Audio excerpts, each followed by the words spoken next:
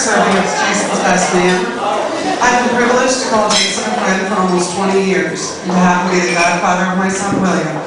Some of you might think it's a bit odd to have a woman as a groom's best man, but those who know Jason know to expect a little zaniness. I first met Jason at science camp when we were 15. Of course. It was a week-long camp for our county that picked a couple of students from each high school to attend, so we never would have met otherwise because we went to different high schools. Over the course of that week, a ragtag crowd of us, about 8 or so, started to hang out as a group. During the next year, we would get together and go to the movies, read at the mall. Everyone enjoyed torturing me with their endless Dungeons and Dragons talk.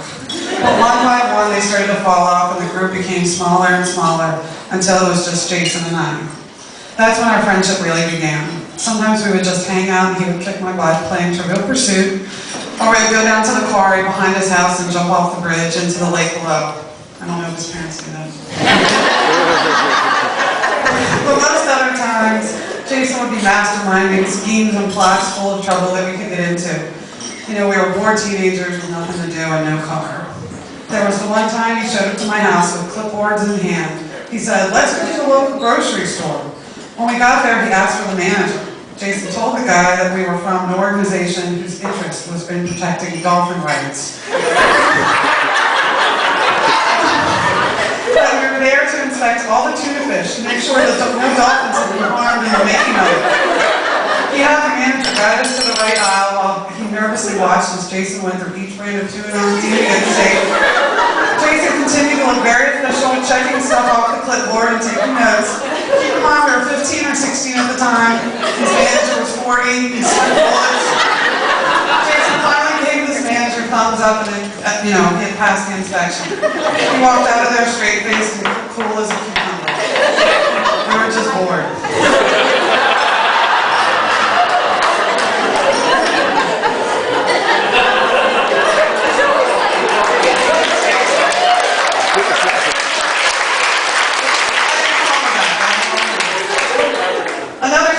Jason borrowed his parents' fire extinguisher. It was late at night and we went down to the local neighborhood road right off of his development where he lived.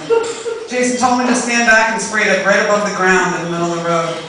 Now, I don't know if you all know this, but when you spray a certain type of fire extinguisher, apparently Jason knew this, it hovers right above the ground into a cloud. So it was a windless night and the moon was out.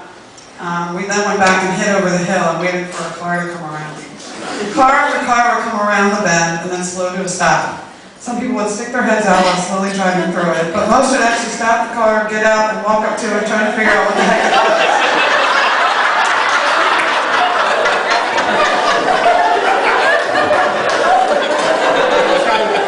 They would poke it, walk all the way around before getting back in the car and driving on. They looked so confused, and I bet those people still swear they saw a ghost on that night. The last story I'm going to share is probably what won him class clown his senior year of high school. His regular teacher had announced that he would be out later that week and that the class would be having a substitute to come in on the days that he was gone. Jason knew that every time they had a substitute, the substitute would play a movie on the projector rather than give instruction.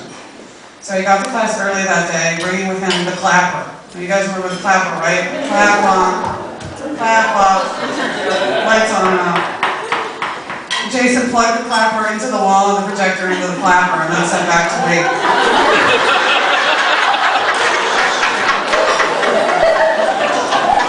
The teacher turned off the lights and started the movie. Jason waited for 5 minutes and then discreetly clapped twice. The projector went off. The teacher then went to the front of the classroom, turned on the lights, turned 3 hours on. After 5 minutes of letting the teacher bumble around, Jason then clapped again. The projector came on.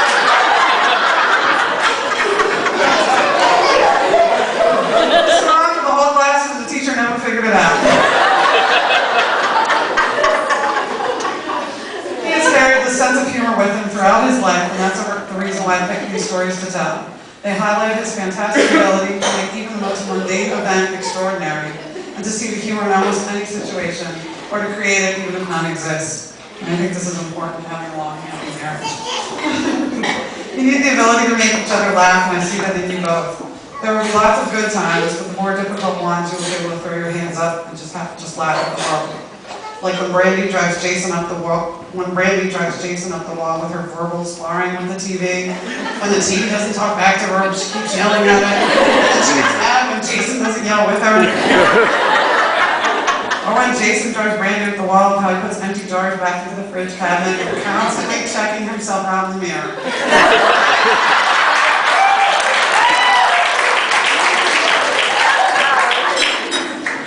You need a special person who can laugh at you throughout life, and I think you've found that with each other.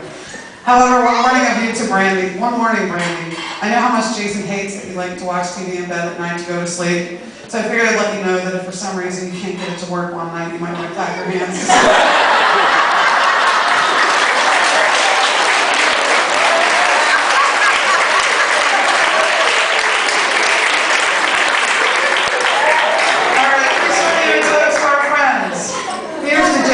A scholar, a ham, my friend, and now a husband. And to Brandy, the woman who captured his heart and who makes him a better person. May your love for each other deepen and grow, so years from now you will look back on this day, your wedding day, as the day you loved each other the least.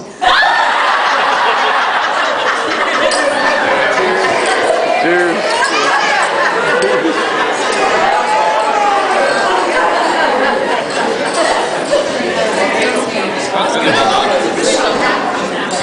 I think people mistook the last line. Yeah, tell me the rest of your mile. Honey, good job, honey. Honey, it's recording. Hi. Hey, good job, honey. Yeah, you're good. I'm done. Good job. Thanks, Milo.